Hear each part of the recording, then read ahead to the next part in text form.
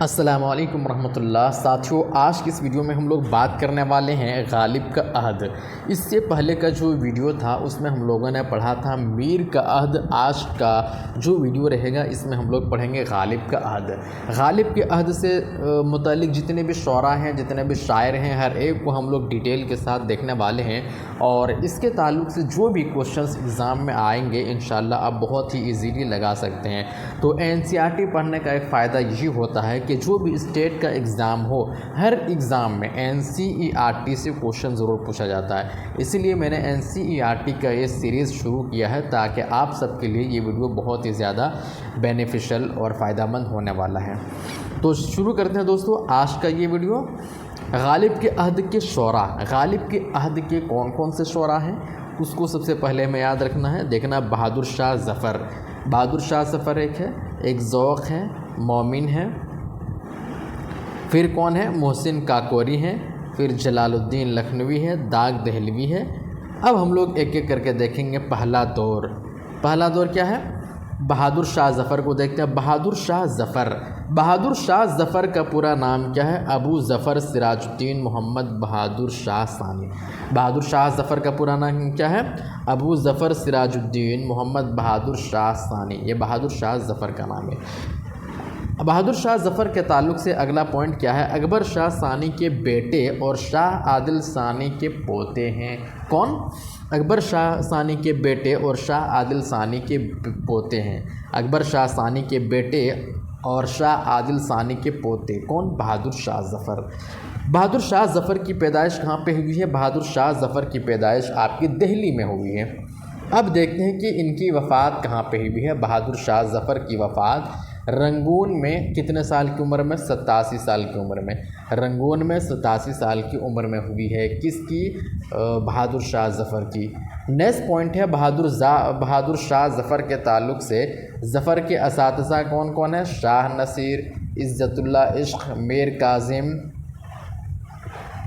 اس کے بعد ذوق، اسی طرح سے غالب کے نام آتے ہیں۔ نیکسٹ پوائنٹ ہے کتاب۔ ان کی کون کون سی کتابیں ہیں؟ خیابان تصوف ہے، گلستان سعدی کی شرح ہے یہ۔ اگلا پوائنٹ ہے بہادر شاہ ظفر کی تربیت قلعہ معلیٰ میں پورے اہتمام کے ساتھ ہوئی تھی۔ قلعے میں کہاں ہوئی تھی؟ ان کی تربیت ہوئی تھی بالکل پورے اہتمام، شان و شوکت کے ساتھ۔ اگلا پوائنٹ ہے ذوق۔ سب سے زیادہ عرصے تک ان کے استاد رہے بہادر شاہ ظفر، اس میں لکھنا تھا بہادر شاہ ظفر جو ہے ذوق کے سب سے زیادہ عرصے تک استاد رہے۔ بہادر شاہ ظفر کس کے استاد رہے؟ ذوق کے سب سے زیادہ عرصے تک۔ زیادہ قربت بھی بہادر شاہ ظفر کا ذوق سے ہی رہا ہے، اور زیادہ قربت بھی کن سے رہا ہے؟ ذوق سے ہی رہا ہے۔ غالب بھی بہادر شاہ ظفر کے استاد ہیں، میر کاظم بھی ہیں، عزت اللہ عشق بھی ہے، لیکن سب سے زیادہ قربت ان میں جو حاصل ہوئی ہے وہ بہادر شاہ ظفر کو ہوئی ہے۔ کس سے؟ ذوق سے۔ اب آگے ہم لوگ دیکھتے ہیں ذوق کے بارے میں دیکھیں گے۔ ذوق کا نام کیا؟ شیخ ابراہیم محمد ہے۔ شیخ ابراہیم یہ نام ہے، شیخ محمد ابراہیم نام ہے۔ ذوق کیا ہے؟ تخلص ہے۔ ذوق یہ کیا ہے؟ تخلص ہے۔ شیخ محمد ابراہیم نام ہے اور ذوق کیا ہے؟ تخلص ہے۔ پیدائش دیکھنے، پیدائش کب ہوئی؟ دہلی 1788 عیسوی میں پیدا ہوئے۔ پیدائش کب ہوئی ہے؟ دہلی میں پیدائش ہوئی ہے۔ کب ہوئی ہے؟ 1788 میں۔ 1788 میں پیدائش۔ وفات کب ہوئی ہے؟ وفات 1854 میں۔ دہلی میں وفات ہوئی ہے۔ کب؟ 1854 میں۔ کہاں وفات ہوئی ہے؟ دہلی میں۔ اگلا پوائنٹ ہے ابتدائی تعلیم غلام رسول کے مکتب میں ہوئی۔ ابتدائی تعلیم کہاں پہ ہوئی ہے؟ ابتدائی تعلیم غلام رسول کے مکتب میں ہوئی۔ کہاں پہ ہوئی ہے؟ غلام رسول کے مکتب میں ہوئی۔ اگلا پوائنٹ ہے ذوق نے اپنے کلام کی اصلاح شاہ نصیر سے لی۔ ذوق نے اپنے کلام کی اصلاح کس سے لی ہے؟ شاہ نصیر سے لی ہے۔ اور ابتدائی تعلیم کہاں پہ حاصل کی ہے؟ غلام رسول کے مکتب سے۔ شاہ نصیر کے توسط سے ذوق کی رسائی لال قلعے تک ہوئی۔ کس کے توسط سے؟ شاہ نصیر کے توسط سے ذوق کی جو رسائی ہوئی ہے لال قلعہ تک ہوئی ہے شاہ نصیر کے توسط سے۔ اگلا پوائنٹ ہے بہادر شاہ ظفر نے ذوق کو ملک الشعراء کا خطاب دیا۔ کس نے دیا ہے ملک الشعراء کا خطاب؟ بہادر شاہ ظفر نے۔ کس کو؟ ذوق کو۔ اس کے بعد مزید تعلیم کے لیے عبدالرزاق کے مدرسے میں داخلہ لیے تھے کون؟ ذوق۔ اگلا پوائنٹ ہے قصیدہ گوئی میں مہارت کی بنا پر انہیں خاقانی ہند کا خطاب ملا۔ 2 خطاب مل گیا، ایک ملک الشعراء کا اور ایک خاقانی ہند کا۔ اگلا پوائنٹ ہے حیدرآباد کے دیوان مہاراجہ چندو لال شادہ نے بلانا چاہا کہاں؟ اپنا دربار، مگر ذوق دہلی چھوڑ کر نہیں گئے اور دہلی ہی میں ذوق کی وفات ہوئی۔ تو یہ تھا دوستو ذوق کے تعلق سے ہم لوگوں نے دیکھا۔ اب دیکھیں گے غالب کے تعلق سے۔ غالب کا نام کیا ہے؟ اسد اللہ خاں۔ اسد اللہ خاں کیا ہے؟ نام ہے۔ تخلص کیا ہے؟ غالب تخلص ہے یہ۔ اسد اللہ خاں نام ہے، غالب تخلص ہے۔ غالب کی پیدائش کہاں پہ ہوئی ہے؟ غالب کی پیدائش ہوئی ہے 1797 میں اور آگرہ میں ان کی پیدائش ہوئی ہے۔ ان کے والد کا نام کیا ہے؟ والد کا نام ہے عبداللہ بیگ۔ والد کا نام کیا ہے؟ عبداللہ بیگ۔ اب غالب کے خطابات کیا ہیں؟ نجم الدولہ، دبیر الملک، نظام جنگ، یہ کیا ہے؟ غالب کے خطابات ہیں۔ اب دیکھتے ہیں کہ غالب کے تصانیف کیا کیا ہیں۔ بحر نیم روز، دستمبو، دیوان غالب، قاطع برہان، عود ہندی، اردو معلیٰ، یہ کیا ہے؟ غالب کے تصانیف ہیں۔ اور غالب کی وفات کب ہوئی؟ 1869 میں ان کی وفات ہو گئی ہے اور 1797 میں پیدائش ہوئی ہے۔ 1797، 1869۔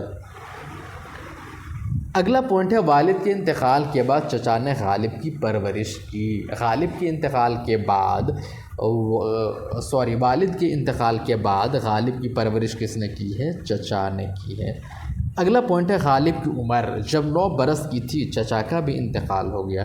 جب غالب کیا ہوئے؟ 9 برس کے ہوئے تو چچا کا بھی انتقال ہوا جو پرورش کر رہے تھے۔ اگلا پوائنٹ ہے ذوق کے انتقال کے بعد غالب بہادر شاہ ظفر کے استاد مقرر ہو گئے۔ جب ذوق کا انتقال ہو گیا تو غالب کس کے استاد مقرر ہوئے؟ بہادر شاہ ظفر کے استاد مقرر ہوئے۔ ان کی تصنیف بحر نیم روز مغل خاندان کی تاریخ ہے جو فارسی میں لکھی گئی ہے۔ یہ کس کی ہے؟ غالب کی۔ دستمبو فارسی روزنامچہ ہے جس میں 1857 کے واقعات درج ہیں۔ یہ سب بہت ہی زیادہ امپورٹنٹ ہے۔ دستمبو کیا؟ فارسی روزنامچہ ہے جس میں 1857 کے واقعات کیا ہیں؟ درج ہیں۔ اگلا پوائنٹ ہے دیوان غالب۔ دیوان غالب 1861 میں شائع ہوئی ہے۔ کب شائع ہوئی؟ 1861 میں۔ کیا؟ دیوان غالب۔ 1864 میں قاطع برہان شائع ہوئی۔ 1864 میں قاطع برہان۔ نیکسٹ پوائنٹ ہے غالب کے اردو خطوط کا پہلا مجمع عود ہندی ہے۔ یہ کوشچن آتا ہے، بار بار پوچھا جاتا ہے کہ غالب کے اردو خطوط کا پہلا مجمع کون ہے؟ عود ہندی ہے یا اردو معلیٰ ہے؟ تو عود ہندی کیا ہے؟ یہ پہلا خطوط کا مجموعہ ہے۔ اس کے بعد دوسرا کیا ہے؟ اردو معلیٰ۔